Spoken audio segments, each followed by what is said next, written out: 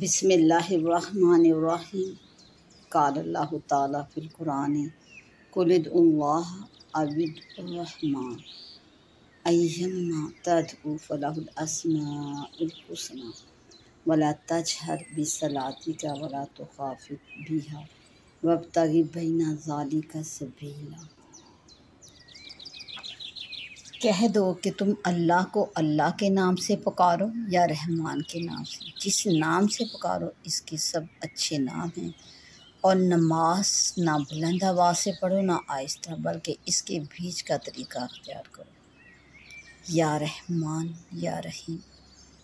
اللہ جل شانہ نے اس آیت مبارکہ میں کفار کی چند پرانہ باتوں کا ذکر ارشاد فرماتے ہوئے ارشاد فرمایا کہ کفار اللہ کی رحمت کی صفت کے منکر تھے، اس کا نام رحمان نہیں سمجھتے تھے، تو اللہ جل شانہ نے اپنے نفس کے لیے اس نام کو ثابت فرمایا۔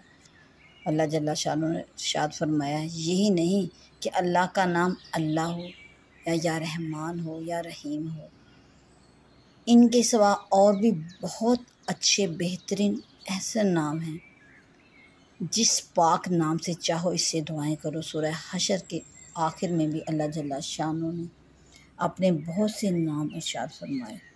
ایک مشرک نے نبی کریم صلی اللہ علیہ وآلہ وسلم سے سجدے کی حالت میں یا رحمان یا رحیم سن کر کہا لیجیے یہ موحد ہیں، دو معبودوں کو پکارتے ہیں۔ اس پر یہ آیت مبارکہ نازل ہوئی۔ پھر اللہ جل شانہ نے ارشاد فرمایا کہ اپنی نماز کو بہت اونچی آواز سے نہ پڑھو۔ اس آیت کے نزول کے وقت نبی کریم صلی اللہ علیہ وآلہ وسلم مکہ میں پوشیدہ تھے۔ جب صحابہ کو نماز پڑھاتے اور بلند آواز سے اس میں قرات پڑھتے تو مشرکین قرآن کو، اللہ کو، رسول کریم صلی اللہ علیہ وآلہ وسلم کو معاذ اللہ گالیاں دیتے۔ اس لیے اللہ جل شانہ کی طرف سے حکم ہوا کہ اس قدر بلند آواز سے پڑھنے کی ضرورت نہیں، مشرکین سنیں اور گالیاں بکیں، ہاں ایسا آہستہ بھی نہ پڑھنا کہ آپ کے ساتھی بھی نہ سن سکیں، بلکہ درمیانی آواز سے قرات کیا کرو۔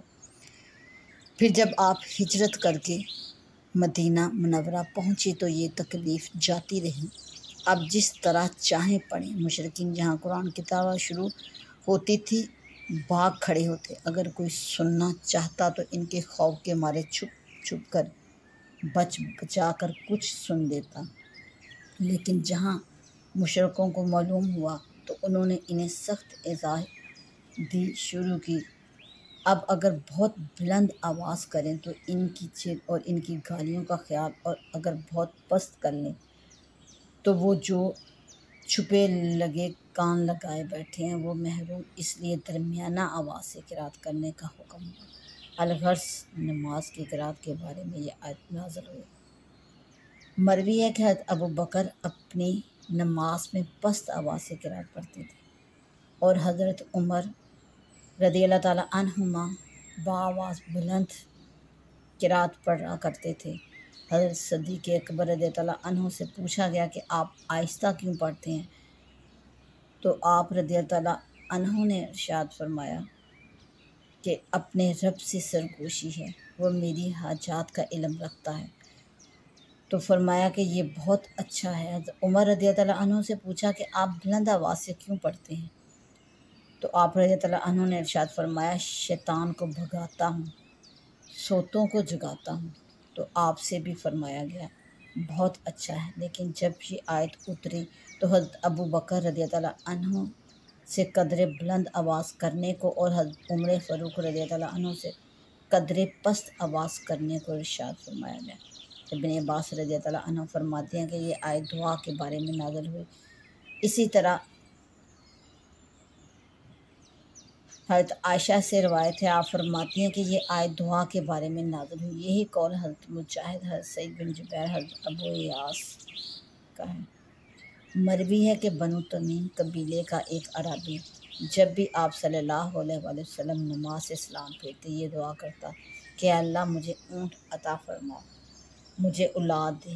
بس یہ آیت اتری۔ ایک دوسرا قول یہ بھی ہے کہ یہ آیت تشہد کے بارے میں نازل ہوئی۔ یہ بھی کہا گیا کہ مراد اس سے یہ ہے کہ نہ تو ریاکاری کرو نہ عمل چھوڑو، یہ بھی کرو کہ علانیہ تو عمدہ کر کے پڑھو اور خفیہ برا کر کے پڑھو۔ اہل کتاب پوشیدہ پڑھنے اور اسی درمیان کوئی فقرہ بہت بلند آواز سے چیخ کر زبان سے نکالتے، اس پر سب ساتھ مل کر شور مچا دیتے تو ان کے موافق سے ممانعت ہوئی، جس طرح اور لوگ چھپاتے تھے اس سے بھی روکا گیا۔ پھر اس کے درمیان کا راستہ حضرت جبرائیل علیہ السلام نے بتلایا، جو آپ صلی اللہ علیہ وآلہ وسلم سے مسنون فرمایا ہے۔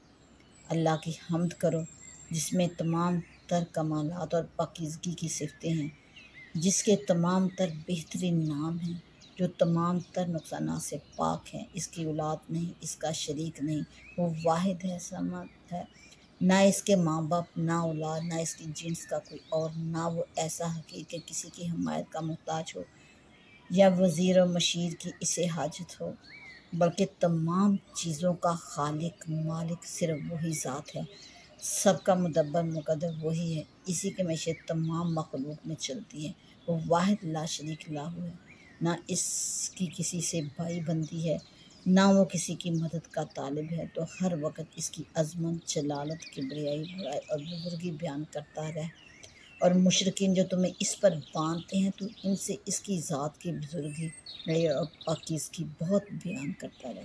یہود اور نصارہ تو کہتے تھے کہ اللہ کی اولاد ہے، مشرکین کہتے لبیک لا شریک لک الا شریک هو لک تملک وما ملک، یعنی ہم حاضر باش غلام ہیں،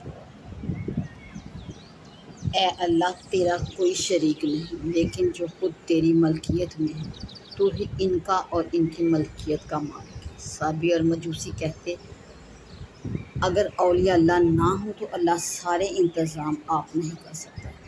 اس پر یہ آیت مبارکہ اتری اور ان سب باطل پرستوں کی تردید کر دی۔ نبی کریم صلی اللہ علیہ وآلہ وسلم اپنے گھر کے تمام چھوٹے بڑے لوگوں کو یہ آیت سکھایا کرتے تھے۔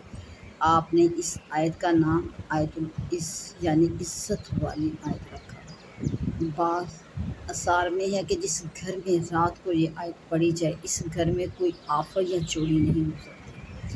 حضرت ابو ہریرہ رضی اللہ تعالیٰ عنہ فرماتے ہیں کہ میں حضور صلی اللہ علیہ وآلہ وسلم کے ساتھ نکلا، میرا ہاتھ آپ کے ہاتھ میں تھا یا آپ کا ہاتھ میرے ہاتھ میں تھا، راہ چلتے ایک شخص کو آپ نے دیکھا نہایت ردی حالت میں ہے، اس سے پوچھا کیا بات ہے؟ اس نے کہا آپ صلی اللہ علیہ وآلہ وسلم بیماریوں اور نقصانات نے میری یہ حالت کر رکھی ہے۔ آپ نے فرمایا کیا میں تمہیں کچھ وظیفہ بتا دوں کہ یہ دکھ بیماری سب جاتی رہے؟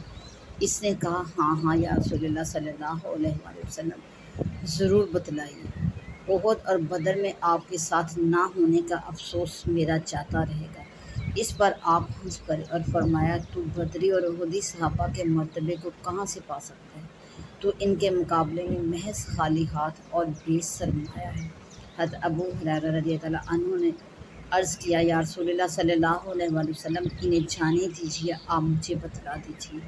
آپ نے فرمایا ابو ہریرہ یوں کہو توکلت علی الذی لا یموت الحمدللہ الذی لم یتخذ ولدا، میں نے یہ وظیفہ پڑھنا شروع کر دیا، چند دن گزرے تھے کہ میری حالت بہت ہی سنور گئی۔ آپ صلی اللہ علیہ وآلہ وسلم نے مجھے دیکھا اور پوچھا ابو ہریرہ یہ کیا ہے؟ میں نے کہا ان کلمات کی وجہ سے اللہ کی طرف سے برکت ہے جو آپ نے مجھے سکھائے تھے۔ وَقُلِ الْحَمْدُ لِلَّهِ الَّذِي لَمْ يَتَّخِذْ وَلَدًا وَلَمْ يَكُنْ لَهُ شَرِيكٌ فِي الْمُلْكِ وَلَمْ يَكُنْ لَهُ وَلِيٌّ مِّنَ الذُّلِّ وَكَبِّرْهُ تَكْبِيرًا۔ اور کہو کہ سب تعریف اللہ ہی کو ہے، جس نے نہ تو کسی کو بیٹا بنایا ہے اور نہ اس کی بادشاہی میں کوئی اس کا شریک ہے، اور نہ اس وجہ سے کہ وہ عاجز اور ناتواں ہے کوئی اس کا مددگار ہے، اور اس کو بڑا جان کر اس کی بڑائی کرتے رہو۔